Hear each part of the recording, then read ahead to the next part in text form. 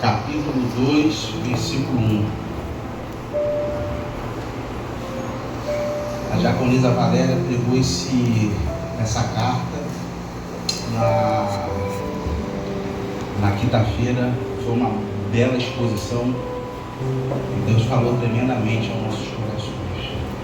Eu iria usar outro texto, mas o tema da mensagem é Vivendo pela Graça de Deus. E o texto que eu tinha em mente para usar, ele ia ficar capenga em alguns pontos. Então esse texto de Efésios, ele se classifica muito bem aqui. Efésios, capítulo 2, versículo 1.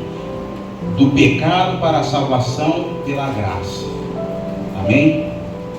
Os que acharam, digam amém. Os que não acharam, digam misericórdia. Então vamos fazer a leitura do texto. Amém. Ele vos deu vida, estando vós mortos nos vossos delitos e pecados, nos quais andastes outrora segundo o curso desse mundo, segundo o príncipe da potestade do ar, do espírito que agora atua nos filhos da desobediência, entre os quais também todos nós andamos outrora, segundo as inclinações da nossa carne, fazendo a vontade da carne e dos pensamentos, e éramos por natureza filhos da ira, como também os demais. Mas Deus, sendo rico em misericórdia, por causa do grande amor com que nos amou, e estando nós mortos em nossos delitos, nos deu vida juntamente com Cristo. Pela graça sois salvos, juntamente com Ele nos ressuscitou e nos fez assentar nos lugares celestiais em Cristo Jesus, para mostrar-nos séculos vindouro a suprema riqueza da sua graça em bondade para conosco em Cristo Jesus. Porque pela graça sois salvos mediante a fé. Isto não vem de vós, é dom de Deus, não de obras, para que ninguém se glorie, pois somos feitura dele, criados em Cristo Jesus para boas obras, as quais Deus de antemão preparou para que andássemos nela. Amém? Amém? Glória a Deus, maravilha. Pode se assentar, meu irmão. Glória a Deus. Hoje, meus irmãos, eu gostaria de falar sobre a graça de Deus. Eu queria falar sobre esse assunto tão importante. Nós precisamos entender o que é graça de Deus. Nós precisamos entender como a graça de Deus atua no meio do seu povo, no meio da sua igreja. Graça é um favor não merecido. Graça é um favor não merecido. Graça, segundo o dicionário Strong, é misericórdia pela qual Deus, exercendo sua santa influência sobre as almas voltas para Cristo, guardando, fortalecendo, fazendo com que cresçam na fé cristã, em conhecimento, afeição e despertas ao exercício das virtudes cristãs. Esse é um resumo do que é a graça de Deus. A graça de Deus é a mais bela manifestação do amor e do cuidado de Deus pelas nossas vidas. Essa é a graça de Deus. Nisso vemos o cuidado divino que Deus tem sobre você e sobre mim. Deus, Ele manifesta a sua graça, o seu amor sobre a sua igreja. E nós não somos merecedores da graça que Deus derrama sobre nós. O Charles Spurgeon, príncipe dos pregadores, pastor batista do século passado, ele vai falar uma frase que ficou marcada. Mesmo a própria vontade de sermos salvos pela graça não vem de nós mesmos, vem de Deus. A vontade de ser salvo não nasce no seu coração, nasce primeiro no coração de Deus. Nós somos incapazes de irmos a Deus, nós somos incapazes de querer a Deus, mas Deus gera esse desejo, essa vontade no nosso coração. Quantos estão conseguindo entender? A graça de Deus é a mais bela manifestação do amor e do cuidado divino sobre as nossas vidas. Nós vemos o cuidado do nosso Deus. Ele vai conduzindo a nossa vida. Deus pavimenta o caminho do seu povo. Deus pavimenta o seu caminho. O nosso caminho, ele não vai ser um caminho só de bênção. O nosso caminho não vai ser um caminho pavimentado, só de vitórias, não. O caminho que Deus pavimenta, virão dificuldades, virão lutas, virão aflições, mas Deus vai sustentando o seu povo. Deus vai te sustentando. Se você está aqui, se você permanece de pé, se você está orando, se você está buscando, isso não provém de você, isso provém de Deus. Isso é a graça, meu irmão, se manifestando na sua vida. Quando os seus sonhos, eles são frustrados, os seus sonhos pessoais são frustrados, os seus desejos pessoais são frustrados, lá na frente você compreenderá que isso foi o melhor, porque Deus frustra sonhos. Muitas das vezes nós queremos só acreditar que Deus realiza sonhos, mas Deus frustra sonhos. Tem um livro do pregador Pilber, da Igreja Batista, que ele fala, o livro dele já é o título, Deus que frustra sonhos. Esse é o Deus da vida. Hoje vivemos o evangelho de triunfalismo. Hoje vivemos o evangelho que as pessoas são mimadas e não conseguem passar por lutas e nem dificuldade. Você entra numa igreja, só se fala de vitória, vitória, vitória, vitória, vitória. A vida do crente tem vitória, mas tem também momentos de dificuldade. E isso tem sido pregado em nossos púlpitos e o povo tem comido essa lama, achando que é um alimento divino. No devido tempo você verá que foi o melhor para a sua vida, as frustrações que Deus deixa você passar. Deus cuida dos seus eleitos, Ele trilha os nossos caminhos. Salmo 1 vai evidenciar isso no verso 5 e 6. Aqueles que puderem abrir, versos 5 e 6 vai dizer: por isso os perversos não prevalecerão no juízo. Os perversos já têm um caminho determinado por Deus. Eles serão julgados, estarão debaixo do juízo de Deus.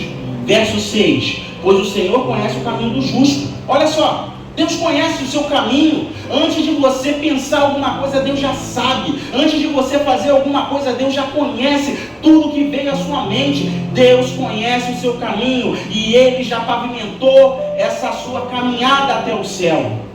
Pois o Senhor conhece o caminho do justo, mas o caminho dos ímpios perecerá. Aquele que vive no pecado, aquele que vive no propósito de ir contra Deus, esse já pereceu. Mas aquele que recebe a graça, recebe salvação. Vamos continuando. Deus conhece o nosso caminho e nada foge do controle do eterno Deus. Nada foge do controle de Deus. A luta que você está passando não foge do controle de Deus. As dificuldades que você passa não fogem do controle de Deus.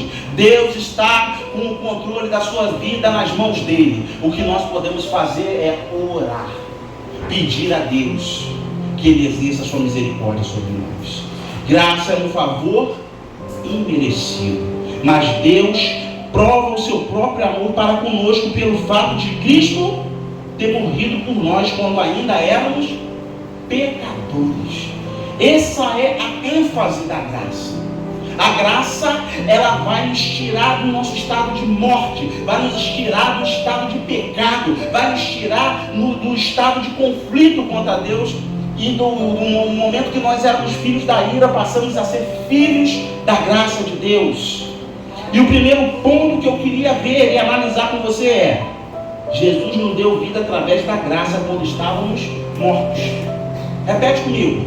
Jesus nos deu vida através da graça quando estávamos mortos. Olha o que o verso 1 está falando, de Efésios 2:1. Ele vos deu vida estando vossos mortos nos vossos delitos e pecados. Morto tem vontade. O morto escolhe o paletó que vai vestir naquele dia. O morto vai escolher as pessoas que vão no seu funeral? Não. Morto escolhe a cova, se vai ser 7, 8 de profundidade, 10. Não, ele está morto. Como que nós mortos poderíamos escolher a Deus? De antemão, Deus escolheu você. Deus separou você. Deus olhou para você quando você estava perdido e a sua destra, as suas mãos te alcançou naquele lugar aonde você estava de perdição. E Ele te salvou. Não foi você que o aceitou, Ele te aceitou primeiro. Irmãos, estávamos mortos diante de Deus. Os nossos pecados e delitos criaram um grande abismo entre nós e Deus. Os pecados não perdoados geram morte espiritual. Você tem noção disso? Mas quando Deus nos chamou da morte para a vida, podemos desfrutar da graça. Aquele que está morto e permanece morto, esse viverá a ira eterna de Deus sobre a sua cabeça. O que é pecado, meu irmão? Você pode estar se perguntando, me dá um resumo do que é pecado. Pecado é transgredir as leis e os mandamentos de Deus. Isso é pecado. Pecado é transgredir as leis e os mandamentos de Deus. E viver a sua vida como não existisse um Deus para prestar conta é pecado. Isso ofende a Deus. Ofende a santidade de Deus, desse Deus vivo. É viver uma vida pecando como não houvesse amanhã. Mas entenda, meu irmão, a graça de Deus nos alcançou. Nós estávamos nesse barco, cometendo pecados e pecados contra Deus. Nós não conseguíamos ver a extensão da nossa falha diante de Deus. Mas quando o Espírito Santo Ele te chamou, Ele te convenceu, Ele te mostrou a justiça e o juízo de Deus, e você foi restaurado, renovado, reconciliado, você entendeu que você agora não vive num caminho de pecado, mas você vive debaixo da graça de Deus. Quem pode dizer amém? Mas entenda, meu irmão, a graça de Deus nos alcançou e nós não somos mais reféns dos nossos pecados. Mas, Diácono, o que é ser refém do pecado? O cara que cheira cocaína, ele não é refém dessa cocaína? O cara que é viciado em prostituição, o cara não é refém? A pessoa que é refém do alcoolismo, a pessoa que é refém de tantas coisas que são pecados. Mas hoje você pode dizer, eu não sou mais refém. Cristo me libertou. Cristo me regenerou. No verso 2 e 3, continua acompanhando comigo. Verso 2 e 3.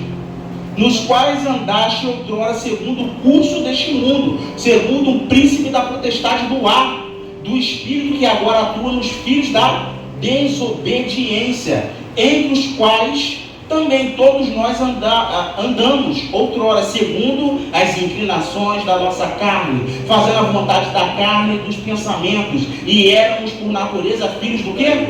Da ira. Filhos do quê? Da ira. Da ira, como também os demais. Irmãos, quantos estão sendo filhos da ira de Deus? Quantos estão vivendo uma vida debaixo de iniquidades? Quantos estão precisando ser chamados pela misericórdia, pela graça de Deus? Essa vida que recebemos não é uma vida financeira próspera.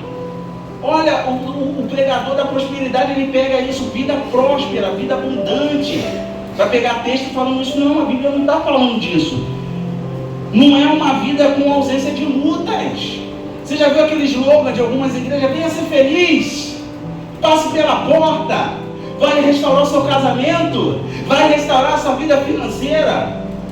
Não é isso que Jesus prometeu.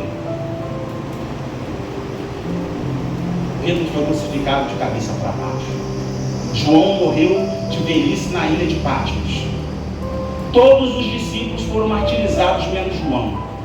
Então temos um conflito aí. O que nós temos de especial? Que esse destino que os apóstolos tiveram e os cristãos do passado passaram, por que nós não vamos passar? Há uma incoerência na pregação desses homens. Nós não seremos, irmãos, livres de lutas. Você viverá uma vida com lutas. Mas nós precisamos ter o quê? Ânimo. Porque Cristo venceu o mundo. E juntamente com eles nós venceremos. Não é isso que o texto está falando, meu irmão. O texto está falando de homens e mulheres que estavam indo para o inferno, e Jesus, através da sua graça, os salvou e os resgatou e os regenerou. É isso que é graça. Você estava indo a passos largos para o inferno, você estava caindo num precipício, mas a mão de Deus foi até você e te resgatou. Glória a Deus. Foi a mão de Deus. Jesus nos deu vida e vida eterna com Ele. Essa vida vem de Deus, essa vida vem de Jesus, essa vida vem do seu Santo Espírito. E eu vou dizer uma coisa para você: o mérito da graça recebida é todo de Jesus, não é seu. Glória a Deus. Não é seu. Não há mérito em mim nem em você. Nós não temos méritos nessa obra. Essa obra é exclusiva do Espírito Santo. Glória a Deus.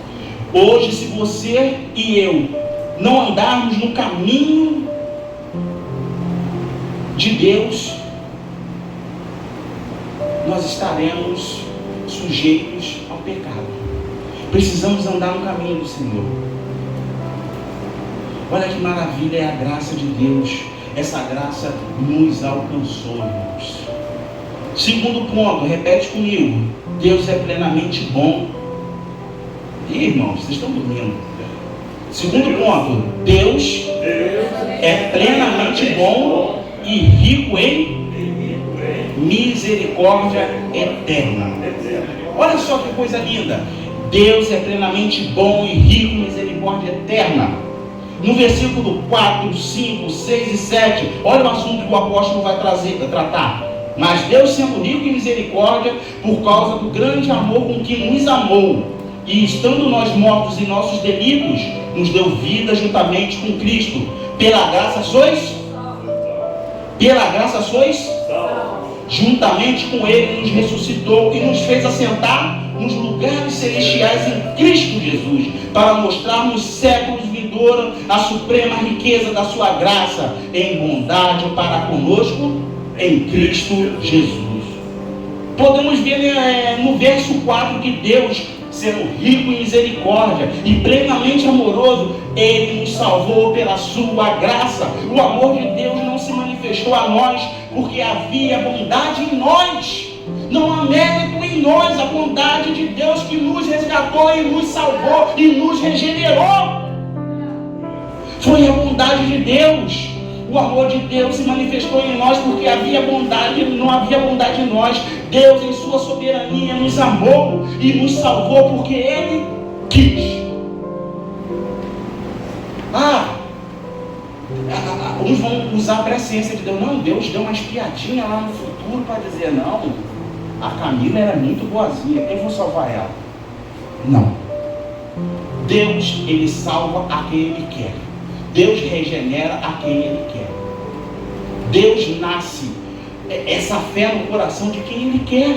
Isso não provém de nós. É isso que o apóstolo Paulo, ele se debruça nesse texto. A razão do amor de Deus, sabe quem é? É Ele mesmo. Tem um pregador aí, coach. Esses caras são umas figuras. Ele vai dizer: a razão do amor de Deus é você. Isso é um equívoco grande. A razão do amor de Deus é você. Isso é um equívoco grande. A razão do amor de Deus é Ele mesmo. Deus é eternamente amor. Deus é eternamente justiça. Deus é eternamente santo. Esses são é o caráter de Deus. Essas são as características de Deus. E a razão do amor de Deus, a razão de Deus nos amar, está nele mesmo. Isso compete a Ele, não compete a nós. Amém? A sua própria essência e é amor. Não há nada de bom que possamos fazer para que o amor de Deus aumente por nós. Não tem nada que você possa fazer para aumentar o amor de Deus. Se Ele é eternamente e totalmente amor, Ele nos ama porque Ele quis te amar. Com os nossos defeitos, com as nossas falhas, com as nossas dificuldades, Deus decidiu nos amar. E se nós fazemos qualquer coisa, o que nós fizermos, nós fazemos para agradar a Deus, porque também queremos retribuir o amor que nós recebemos. Amém? Amém. Glória a Deus. O apóstolo Paulo vai mais uma vez enfatizar o nosso estado diante de Deus. Você vai ver que ele vai falar, olha só, tem um paralelo. Vocês foram salvos pela graça, mas vocês eram pecadores. Vocês estavam mortos nos seus pecados e delitos. Vocês estavam caminhando para o inferno. Mas sabe o que houve? A graça de Deus te alcançou. Seja grato por isso. Seja grato pelaquilo que Jesus fez na sua vida. Que estar na igreja não seja um peso, que orar não seja um peso, que ler a Bíblia não seja um peso, que ofertar não seja um peso, que nada que você fizer para o reino de Deus, ajudar o seu próximo, não seja um peso, porque a graça de Deus veio sobre você e você precisa evidenciar a graça que você recebeu. Amém? E ele vai continuar. Mas Deus, através de Jesus, Ele que fez o que conosco? Do estado que estávamos, nos ressuscitou. Paulo continua, pela graça sois salvos. Meus irmãos, a graça de Deus é tão maravilhosa que Ele nos salvou e nos fez assentarmos com Ele pela fé nos lugares celestiais. Isso, a promessa você alcança pela fé, porque é uma promessa que Jesus nos fez. Estaremos assentados com Ele nos lugares celestiais, da condenação para os lugares celestiais. A graça de Deus é maravilhosa. Isso será visto, ele vai continuar, isso será visto por toda a eternidade. A misericórdia de Deus e o seu infinito amor foi manifesto em Cristo, por Cristo e através de Cristo para nós. Foi em Cristo, por Cristo e através de Cristo. De novo, nós não merecemos esse amor, mas Ele estende a sua graça para nós. Glória a Deus. A graça de Deus está agindo nos nossos corações. Terceiro ponto, a graça e a fé é dom perfeito de um Deus perfeito. Repete comigo, a graça e a fé é dom perfeito de um Deus Perfeito de Deus. perfeito. Perfeito. A graça e a fé é um dom que Deus faz nascer no coração de um homem perdido e caído. Olha só, nós estávamos perdidos, nós estávamos caídos, mas naquele estado Deus produziu vida e nos trouxe da morte e nos fez vivificarmos nele. Jesus nos ressuscitou no estado de morte que nós estávamos e Ele nos regenerou. Quando esse homem que o texto está falando, que nós acreditamos que somos eu e você, toma consciência do pecado pela a consciência que ele toma, que ele é um pecador pela atuação do Espírito Santo, a fé nasce dentro do coração desse homem, dessa mulher.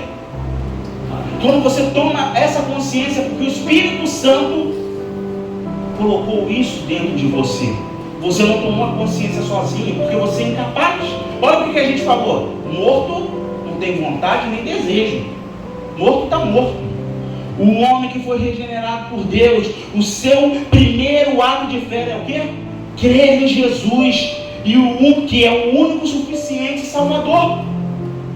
O primeiro ato desse homem que foi regenerado, que foi retirado do estado de morte, ele passa a crer. Esse é o primeiro ato de fé dele. E esse homem começa a crer que ele foi salvo e retirado do inferno. Você agradece a Deus todos os dias porque você foi retirado do inferno. Você estava condenado, mas Deus, Jesus, o Espírito Santo, Ele te salvou. Você agradece, você é grato por isso. Ou isso se tornou banal, ou isso se tornou algo tão... eu estou salvo. Você é grato por isso? Você diz: Senhor, obrigado, Senhor. Eu estava morto, Jesus. Eu estava perdido, Senhor. Eu pecava contra Ti, eu falhava contra Ti, mas a Tua graça me alcançou, Senhor. Muito obrigado, meu Deus. Não deixa eu perder o temor do Espírito Santo. Não deixa eu perder a Tua presença, Senhor. chegou. Não deixa eu perder, Senhor, a visão da graça que eu recebi, que eu possa te servir de todo o meu coração, de todo o meu entendimento. Aleluia. Mas esse mesmo homem, ele é grato pela graça recebida. Nós precisamos ser gratos, amado. O apóstolo Paulo vai continuar no versículo 9. A gente passou por 4 versículos de uma vez só. Versículo 9. Que não é por obras, olha só, não é por obras para que ninguém, é para que ninguém se glorie. As obras, você pode perguntar, as obras não produzem salvação? Obras não produzem salvação. Quem acredita nisso é a Igreja Católica. As obras produzem salvação. As obras não produzem salvação. Você pode alimentar os pobres. Isso não produz salvação. Você pode doar todo o seu dinheiro, sua riqueza. Isso não produz salvação. Você pode estar todos os dias no monte orando. Isso não produz salvação. Qualquer ato de bondade humana ou de ato religioso, isso não produz salvação. O que salva o homem é a graça de Deus. Graça é favor não merecido. É isso. Então, meu irmão, você pode estar se perguntando: eu não preciso fazer boas obras? Eu tenho uma resposta bem categórica para você. Sim, você precisa fazer boas obras. Sim, você precisa orar. Sim, se você gosta de orar no monte, vai para o monte orar. Sim, se você gosta de alimentar os pobres, alimente. Sim, o que é boas obras, faça. Faça. Sabe o que as obras evidenciam? Um coração convertido ao Senhor. O crente que não comete boas obras, que não faz boas obras, que não pratica boas obras, ele não foi convertido. As boas obras evidenciam um coração convertido.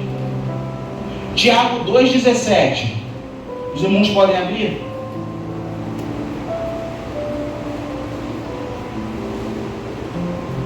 Tiago 2,17.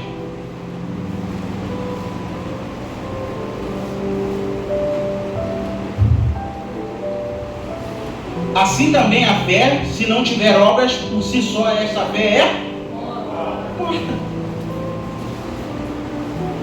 Se você foi chamado da morte para a vida, se realmente isso aconteceu, você foi regenerado, se isso realmente aconteceu, você vai querer praticar o quê? Para glorificar o santo e glorioso nome de Deus?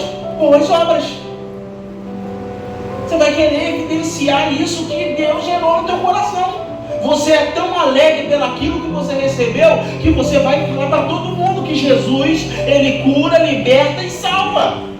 Você foi tão regenerado, essa regeneração foi tão poderosa na sua vida, você entendeu o mistério da salvação, que você vai querer o que? Pregar esse evangelho. Você vai querer ajudar o seu semelhante. Você vai querer ser atuante na obra de Deus. Você vai querer falar de Deus para todos. Você vai querer ser um crente vibrante. Você vai ser um crente que ora. Você vai ser um crente que jejua. Você vai ser um crente que busca a presença de Deus. Porque você entendeu que você foi salvo. E agora você não quer ser somente salvo. Você quer ser cheio da presença desse Deus. Você não se conforma mais com esse mundo. Olha, você não vai ter mais tanta expectativa nesse mundo. Claro que é normal a gente querer ver os nossos netos crescerem. Claro que é normal a gente querer ver os nossos filhos crescerem. Claro que é normal a gente ter a nossa visão de família. Mas isso vai ter a sua importância. Mas o mais importante é estar com Cristo. Você não terá medo da morte. É muito engraçado o crente, pastor, que tem medo da morte. Ele tem medo da morte, ele tem medo de morrer. E a gente vê muito isso, tem medo de morrer. Não pode ter medo de morrer. Porque a vida, ela tem prazo, a eternidade não. A eternidade que nós estaremos com Cristo, na eternidade, lá não terá dor. Aqui você sente dor?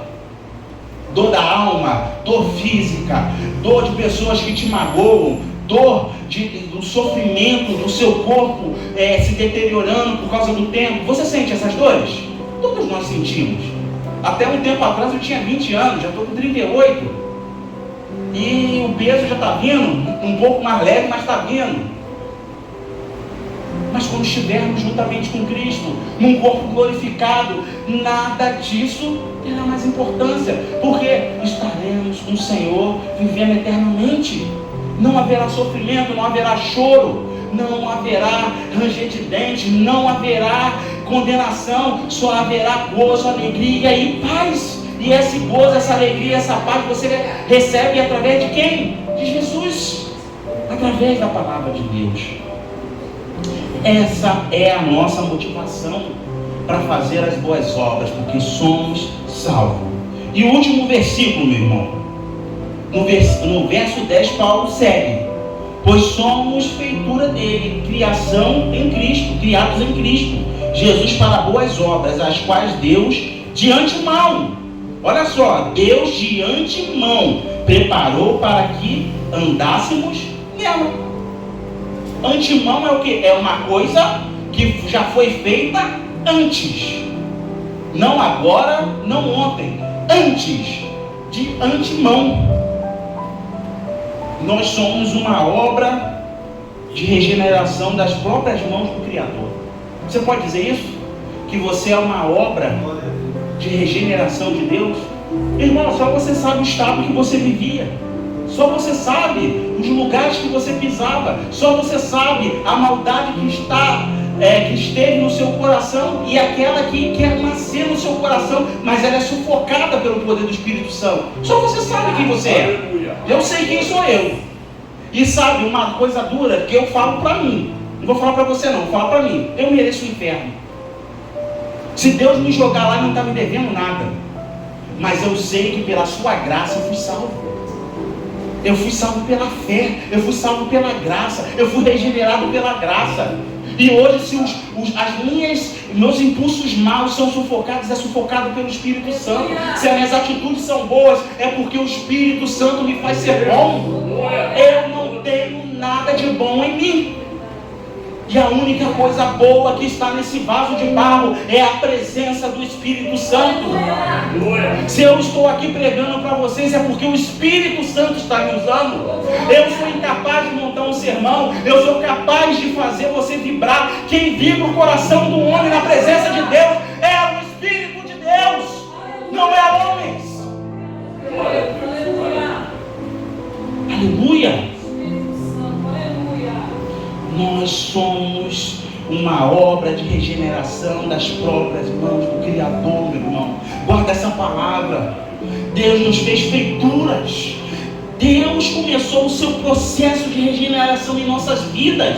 Nós vamos sendo regenerados à imagem de Cristo. Nós vamos sendo transformados, lapidados à imagem do nosso Salvador.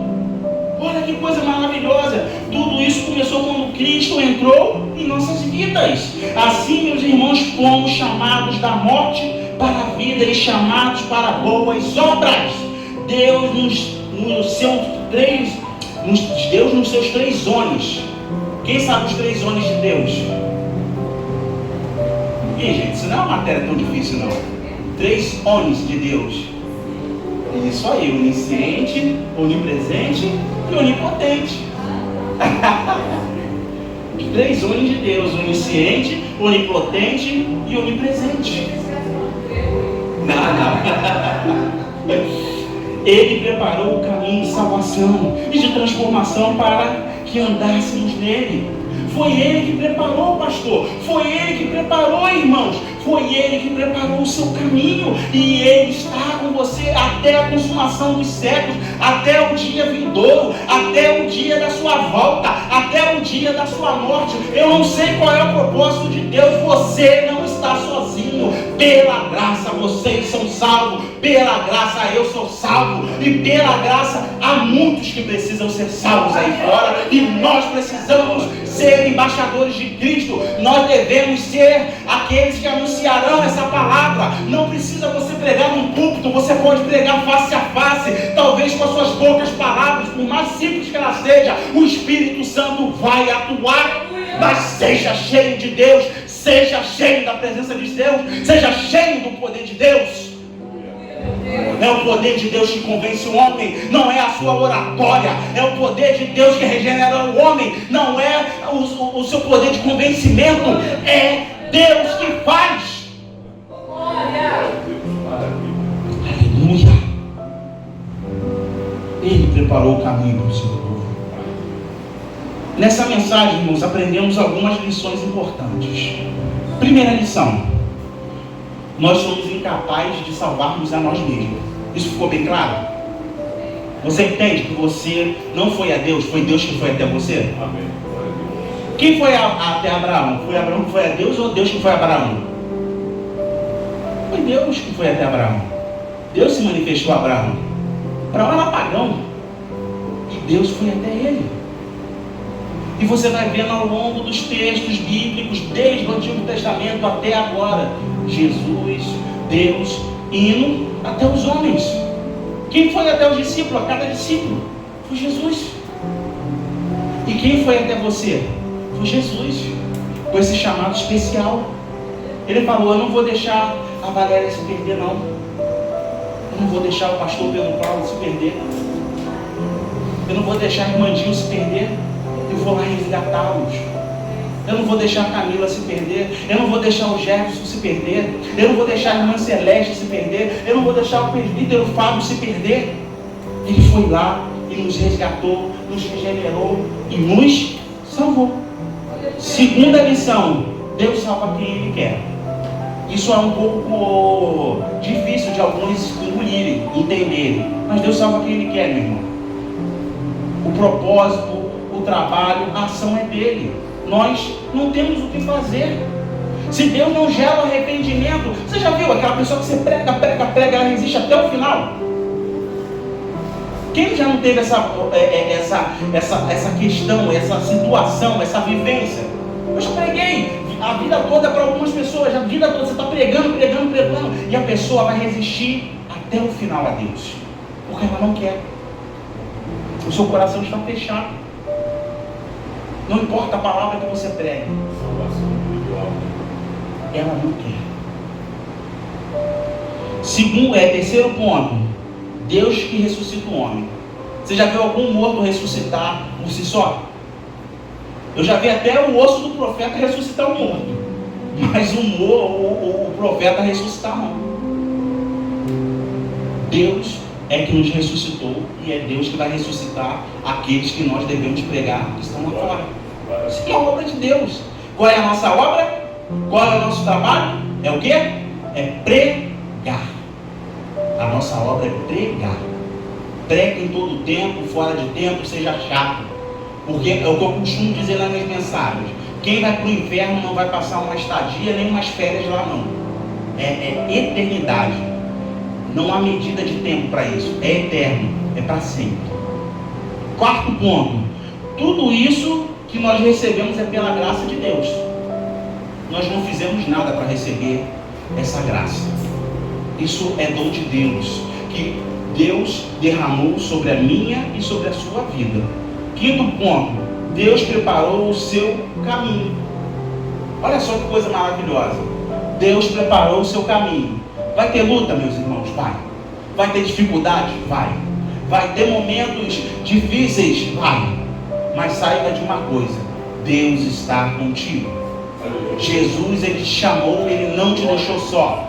Quando aqueles discípulos estavam ali com Ele, e Ele disse: eu estou indo embora, mas não vos deixarei só. Deus agora não está só conosco, agora Deus está em nós. Então você não está sozinho. O poder do Senhor Jesus opera no meio da sua fraqueza. O poder de Deus opera nas suas deficiências. O poder de Deus opera em cada um de vocês, meus irmãos. E isso não é dom nosso, é dom de Deus. Glória a Deus. Então, ore para que a fé nasça no seu coração.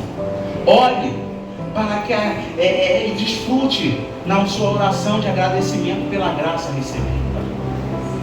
Agradeça. Hoje você que está aqui dentro dessa igreja e quer ser transformado à imagem de Cristo, abaixe a sua cabeça comigo. Todos nós precisamos ser transformados à imagem de Jesus.